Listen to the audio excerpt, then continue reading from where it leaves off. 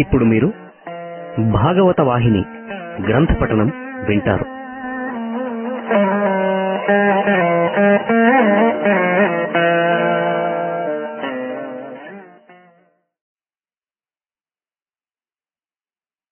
ఓం శ్రీ సాయిరాం. మున్ను నడచిన భాగవత వాహిని శ్రవణమందు పరీక్షిత్ మహారాజు రాజప్రసాదమును వదిలి భాగీరథీ తీరమునకు పోయి ధ్యానమందు ఉండుటయును, అక్కడకు సుఖమహర్షి వచ్చి పరీక్షిత్తో, నీ ప్రశ్నలకు సమాధానమిచ్చిన నిమిత్తమే నేనిచ్చటకు విజయము చేసి తిని అని చెప్పుట వినియున్నాము. రాజు మోకరిల్లి, ప్రభు, మరణము ఆసన్నమై చావబోచున్నానని తెలుసుకున్నవాడు చేయవలసిన కార్యమేమి? చింతించవలసిన చింతన ఏమి? మరణమునకు తరువాత జననము రాకుండా ఉండుటకు ఆ సమయమున ఎట్టి పద్ధతులను అవలంబించవలనో సెలవివ్వవలెను. ఇవి నన్ను ప్రస్తుతము వేధించుచున్న బాధలు. ఇప్పుడు పరమ పురుషార్థమేదియో కృపతో తెలుపుమని పదే పదే ప్రార్థించుచుండా సుఖమహర్షి, రాజా, నీవు ప్రాపంచిక విషయముల నుండి చిత్తమును తొలగించి మనస్సును జగన్మోహనుడైన శ్రీహరి యందు నిలుపుము. నేను భాగవత తత్వమును చెప్పెదను, హృదయపూర్వకముగా శ్రవణము చేయము. ఇంతకంటే పవిత్ర కర్మ, ఇంతకంటే పవిత్ర చింతన, ఇంతకంటే గొప్ప తపశ్శక్తి వేరొండు లేదు. మానవుని తనువే దృఢమైన నావ, శ్రీహరి కథే చక్కని చుక్కాని, సంసారమే భవసాగరము, నారాయణుడే సరియైన నావికుడు. ఈనాడు ఈ పవిత్ర సామగ్రి నీకు సంప్రాప్తమై నీ సమీపమునకే వచ్చినవి. నీవడిగిన ప్రశ్న లోకహితార్థమైనదే గాని ఒక వ్యక్తితో మాత్రమే చేరినది కాదు.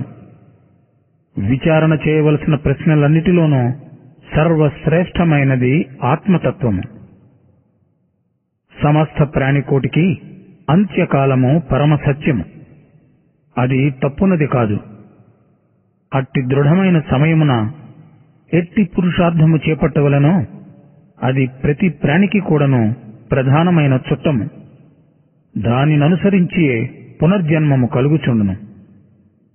కాన నీవడిగిన ప్రశ్న, నీకు కలిగిన సంశయము లోక కళ్యాణ కార్యమే కాని నీ నిమిత్తము మాత్రమే కాదు.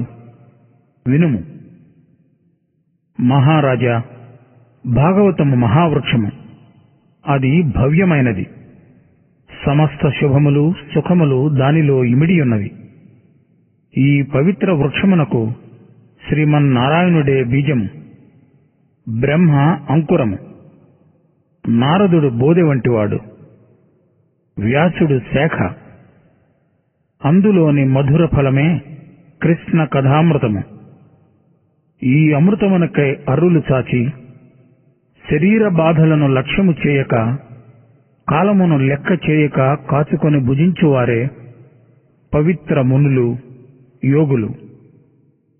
ఓ మునులారా, ఈనాడు నేనా కమనీయ కృష్ణ కథను, భాగవత శాస్త్రమును మీ అందరి ముందు వినిపింతును, వచింతును, స్మరించి తరింతును. మీరు సమస్త శాస్త్రములు శ్రవణము చేసియుందురు. మీరు సర్వ సాధన సంపన్నులు. అన్నింటికంటేనూ శ్రేష్టమైనదేదియో మీకు తెలియనిది కాదు. ఏ వస్తువు అధిక రుచికరముగా తోచుచున్నదో, దేనిని వినినంతనే హృదయము హర్షము చెందుచున్నదో, దేనిని స్మరించినంతనే మనస్సులోని ప్రేమ తరంగములు పైకి లేచుచున్నవో, అట్టి పవిత్ర కృష్ణనామమును, దాని మాధుర్యమును మీకు అందింతును. ఆ పవిత్ర కృష్ణ భక్తికి సహాయమైనది భాగవతము. అజుడు, అవ్యక్తుడు, అనంతుడు అయిన పరమాత్మ సగుణ సాకారమును ధరించి అనేక అవతారములెత్తి అంతులేని లీలలను విస్తరింపజేసెను. అతని నామ రూప గుణధామములు జగత్తులోని జీవితములను తరింపచేసెను. ఇట్టి దానిని ఎవడు గానము చేయుచున్నాడో, శ్రవణము చేయుచున్నాడో, సేవించుచున్నాడో అట్టివాడే భక్తుడని పిలువబడను. వాడే భాగవతుడు. అనగా భక్తునకు భగవంతునితో సంబంధము కలదే భాగవతము. అవతార కథలలో కేవలము భక్త భగవంతుల సంబంధమే ఉండును. భగవదవతారములు దుష్ట సంహారము కొరకే కాదు, అది ఒక నిమిత్త మాత్రమే. నిజమునకు భగవదవతారము భక్తుల కొరకే. గోవు తన పాలను తన దూడ కొరకే ఇచ్చును. వాటిని ప్రజలు ఎట్లు ఉపయోగించుకుందరో అట్లే భగవంతుడు భక్తుల కొరకు అవతరించిన ఆ భక్తులు కూడాను దానిని వేరు మార్గమున అందుకొని ఉపయోగించుకుందరు. భక్తునకును భగవంతునకును మధ్య ఎందరివో దుష్ట వ్యక్తుల చరిత్రలు చేరుచుండును. అంత మాత్రము చేతనే భాగవతము పవిత్రము కాకపోదు. తీయని రసముతో చేరిన చెరకు రసమును తీసిన తదుపరి పిప్పిని పారవేసినట్టులా భక్త భగవంతుని సంబంధమైన మధుర సారమును తీసిన తదుపరి దుష్ట వ్యక్తులు అను పిప్పిని దూరము చేయవచ్చును. పిప్పి లేక రసము చిక్కదు కదా. అటులనే అభక్తులు లేక భక్తులగుటకు వీలుండదు. భగవంతుడు దేశకాల బంధముల నుండి విముక్తి చెందినవాడు. అతనికి జీవులందరూ సమానమే. అతను చరాచరములకు స్వామి. బ్రహ్మరూపమును ధరించి ప్రళయములందు లీనమైన ప్రజలను సృజించును. అతనే విష్ణు రూపమును ధరించి సర్వులయందు తన శక్తిని ప్రసాదించి అనేక అవతారములు ధరించి ఈ చరాచర ప్రపంచమును పాలించును. చివరకు అతడే సాక్షాత్ శివరూపమును ధరించి సమస్తమును సంహారము చేయును. అతని శక్తికి అంత్యము లేదు, హద్దులు రావు. అతని పురుషార్థమునకు పరిధి ఉండదు. అవతారముల లెక్కలేదు. సర్వ కళావతారుడు అతడే, అంశావతారుడు అతడే, ఆవేశావతారుడు అతడే, యుగావతారుడు అతడే. అట్టి అవతారముల కథాశ్రవణములే భాగవతము. ఒకే భగవంతుడు సృష్టి తంత్రమును నడుపుటకు వీలగునట్లు తన శక్తిని బ్రహ్మ విష్ణు మహేశ్వరులను 3 రూపములుగా విభజించెను. తత్వతః వీనిలో ఏ భేదమూ లేదు. ఆ ప్రభువే సృష్టి చేయునప్పుడు బ్రహ్మ అనియు, పాలన చేయునప్పుడు విష్ణువనియు, సంహార సమయమున శివుడనియు, తన కార్యముల కొరకు దేవుడే విశేష అవసరములందు విశిష్ట రూపమునందునప్పుడు అవతారమని పిలువబడును. నిజముగా యోచించిన మన్వాది ప్రజాపతులు సృష్టిని వృద్ధి చేయుటకై వచ్చిన బ్రహ్మ అవతారములే అని చెప్పవచ్చును. భగవానుని సంకల్పము చేతనే సృష్టి జరిగెను. కనుక సృష్టిలోని మునులు, ఋషులు, మనుజులు, దానవులు వీరందరూ విష్ణుని అవతారములని చెప్పుటలో తప్పు ఏమీయూ లేదు. జీవులు ఎట్లు అనంతములో అట్లే అవతారములు కూడాను అనంతములు. అయితే యుగావతారముల కథలే పవిత్ర చరిత్రలు. మిగిలినవన్నీయును జంజాటములే. సమస్త అవతారములకు కారణము ధర్మస్థాపనయే. ప్రజాపతి యొక్క మనువును బ్రహ్మదేవుడు భూమికి వెళ్లి సృష్టి చేయవలసినదని ఆజ్ఞాపించగా మనువు ధ్యానపూర్వకముగా చూసినప్పటికీ సృష్టికి అధిష్టాత్రియగు దేవి అనియు, దానిని అసురులు పాతాళమునకు గునిపోయినట్లును తెలుసుకొనెను. సృష్టి మాత్రమే తన కర్తవ్యమని బ్రహ్మ తలంచుటచే రక్షింపబడుటకు అతడు విష్ణువును కోరవలెను. కావున భూమిని రక్షించుటకు అతడు మనస్సులో శ్రీహరిని కోరెను. వెంటనే పృథివిని రక్షించుటకు భగవంతుడు సూకర రూపమును ధరించి పాతాళము నుండి భూమిని ఉద్ధరించి దానిని జలమునందు స్థాపించెను. వేణుని అధర్మాచరణమునకు విసుగు చెంది పృథివీ సమస్త బీజములను తనలో దాచుకొనెను. ప్రపంచమంతయు ఆకలిచే దుఃఖించుచుండెను. ఇది సృష్టికి ఆరంభము. ఎట్టి రూపములు లేవు. పృథ్వీ మెరక ఫలములుగా నుండెను. పరమాత్మ పృథు రూపమును ధరించి పృథివిని తన శక్తిచే సమము చేసెను. దాని యందు అన్నౌషధములను పిండి ప్రజాపాలనమును గావించెను. పృథ్వీ సారవంతమైనదాయను. పృథు మహారాజు పుత్రిక యగుట చేతనే ఈ ధరణికి పృథ్వీ అని పేరు వచ్చినది. ఇతడే భూమి మీద నగరములు కల్పించెను. అనగా భగవత్ సంకల్పమే ఈ ధరణి నిర్మాణమునకు కారణమాయెను. దానిని పాలించుటకై వేదములను సృష్టించి దాని యందు మానవులకు అనగా జీవులకు కావలసిన నియమములను నిర్మాణములను ఇమిడ్చెను. పృథ్వీకి ఆధారమైన ఆ వేదములను అసురులు హరించి జలమును చేరగా జలచర రూపమును ధరించి శ్రీహరి సప్త మహారుషులను మనువును ప్రళయము నుండి రక్షించెను. అట్టి రూపమును ధరించుట చేతనే మత్స్యావతారమును పేర ప్రసిద్ధి ఆయను. మునులారా, పరీక్షిత్ మహారాజా, భగవదవతారములు సృష్టి ఆది చరిత్రలు. మీకు కొంత సంశయం అవి కలిగించవచ్చును. భగవల్లీలలు మహాద్భుతములు. అవి సామాన్య ప్రపంచ భావములకు అందుబాటులోనుండవు. ఒక్కొక్క పరి మరింత ఆధారము లేని వాటి వలె అనిపించును. అయితే కారణము లేని కార్యమును ఆ పరమాత్మ సంకల్పించడు. కాన సంకల్పమునకు ఆధారము ఒకటి ఉండనక్కరలేదు. సర్వమునకు తన సంకల్పమే కారణము. సృష్టి యందు ప్రవృత్తులగునట్టి మోహ వస్తువు ఏదైనా ఒకటి ఉండవలెను. అందులకై బ్రహ్మ తన సంకల్ప మాత్రముననే 2 భాగములయ్యెను. ఇంతవరకు అతడు సంకల్పము చేతనే ద్వైత సృష్టి యందు ప్రవృత్తుడయ్యెను. ఇప్పుడు అతడు స్వతహా కర్మ చేతను శరీరము చేతను 2గా అయ్యెను. ఇద్దరు ఒక్కటిగానే యుండిరి. ఒక శరీరమున 2 అంగములుగా మారెను. అందువలన 2 సంకల్పములు బయలుదేరెను. ఒకటి మోహకము గావించుట, 2 సృష్టి వృద్ధి పొందించుట. ఈ కారణముల చేత 2ను వేరువేరు లింగములు. ఒకటి పుంలింగము, 2వది స్త్రీలింగము. ఒకే అంగము నుండి ఇద్దరు ఒకటిగా పుట్టిరి. అందులో ఒకదాని స్వరూపముచే మరొక స్వరూపము శత రూపములచే ఆకర్షించుచుండుట చేత దానికి ఆ రూపమును శతరూపుడు అని బ్రహ్మచే పిలువబడెను. 2వ రూపమునకు మనువను పేరు పెట్టెను.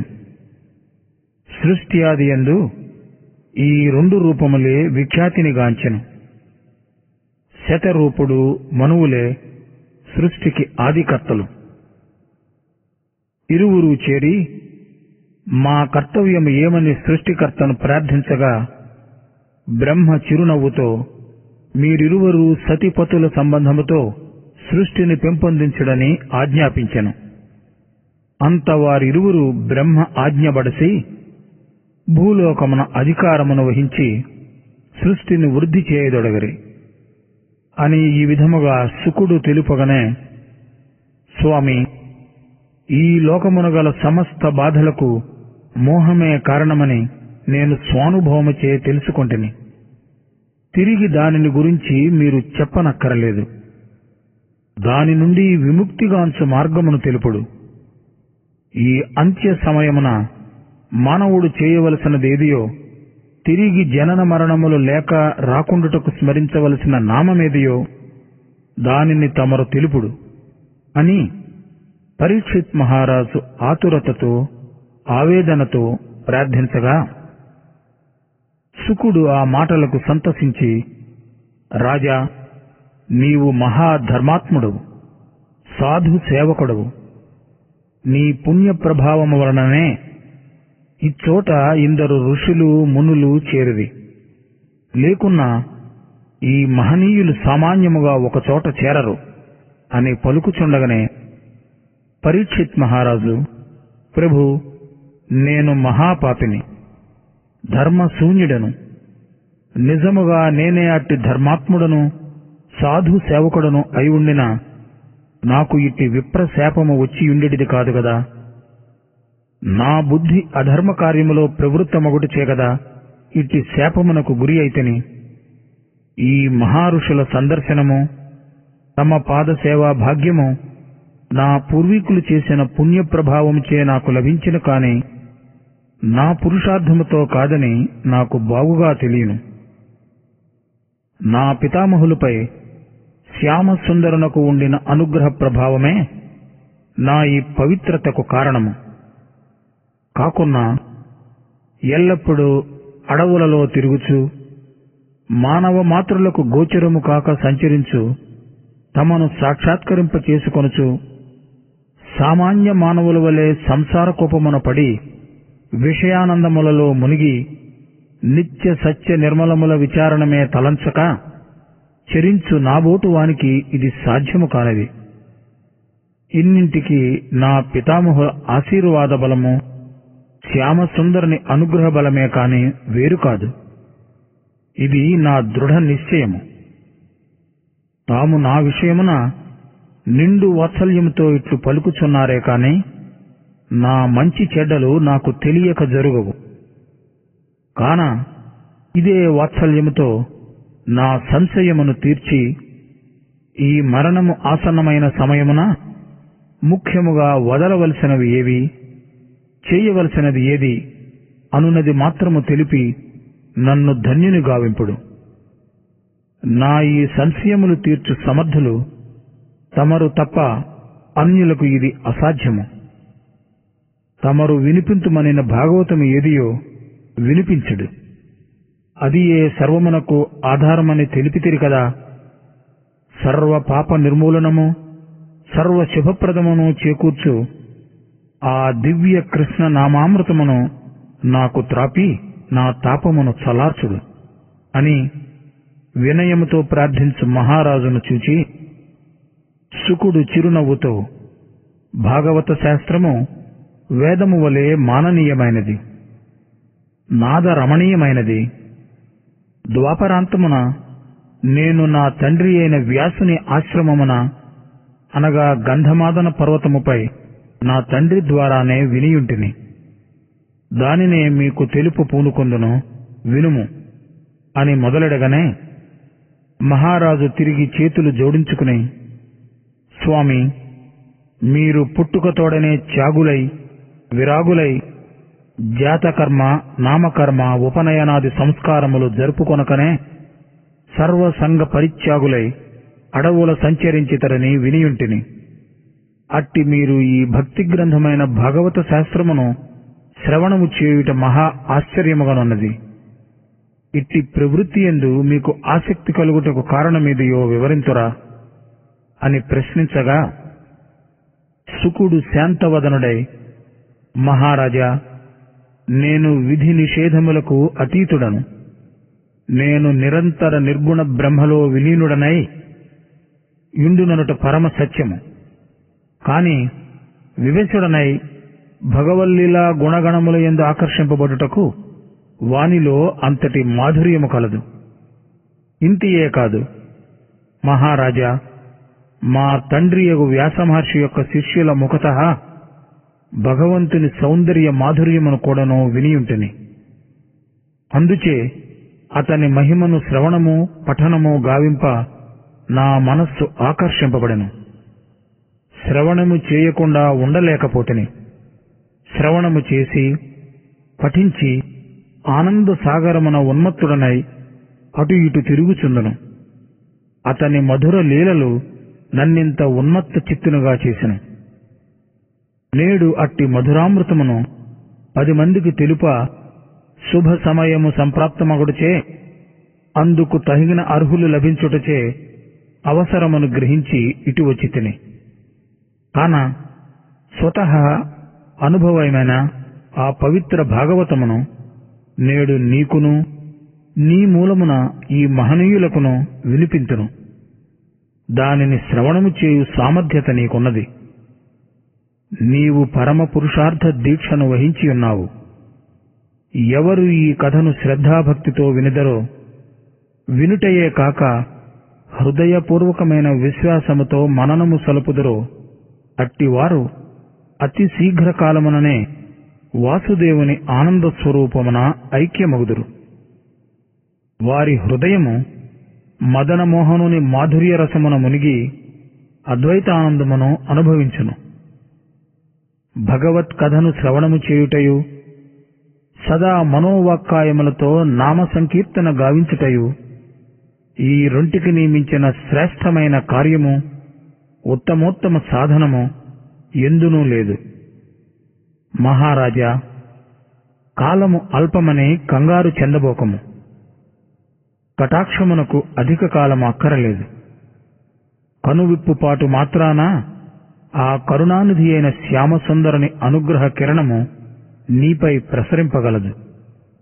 ఈ 7 దినములు నిమిషము వృధా కాకుండా అనేక అనుభవజ్ఞుల చరిత్రలను, వారలపై వాసుదేవుడు ఏ విధముగా అనుగ్రహమును ప్రసాదించెను అను కథాశ్రవణములచే, లీలా గానములచే పరమ భక్తులు భవసాగరమును ఎట్లు దాటగలిగిరి అనునది నీకు వినిపింతును. నీకింకను ఆయుఃప్రమాణము 7 దినములు ఉన్నది.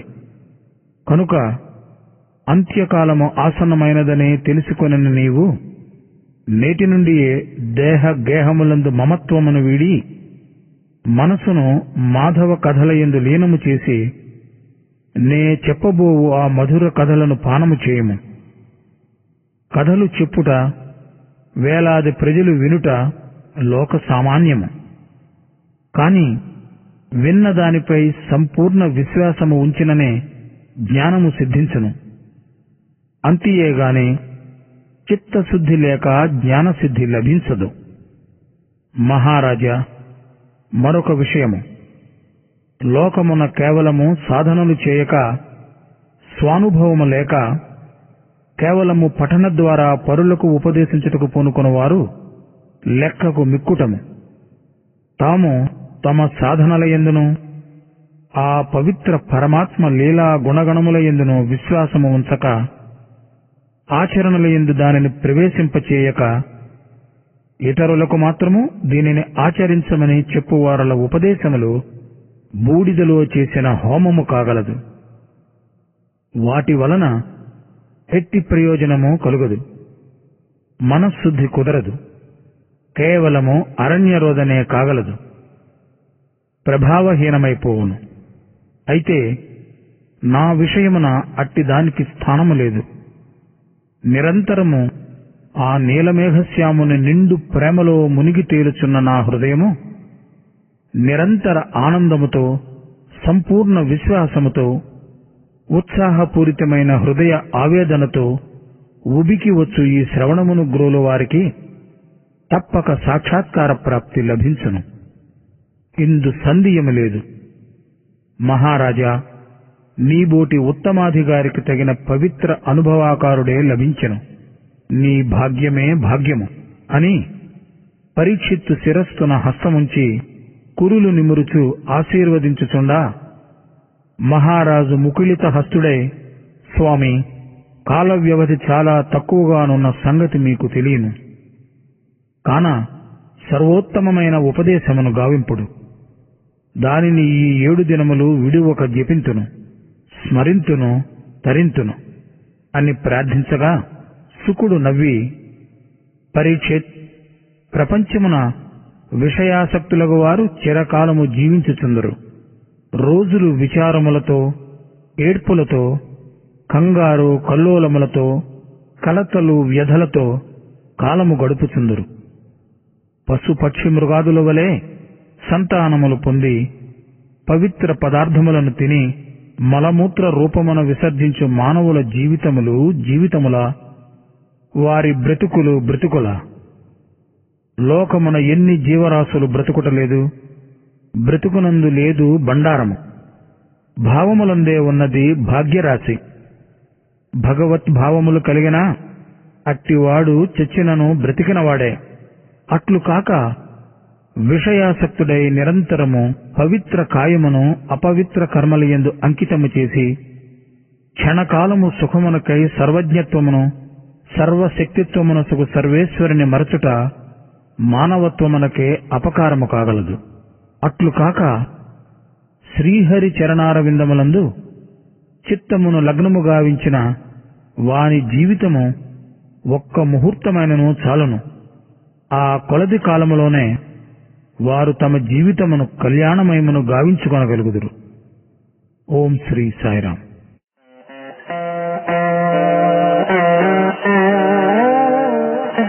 ఇంతవరకు మీరు భాగవత వాహిని గ్రంథ పఠనం విన్నారు.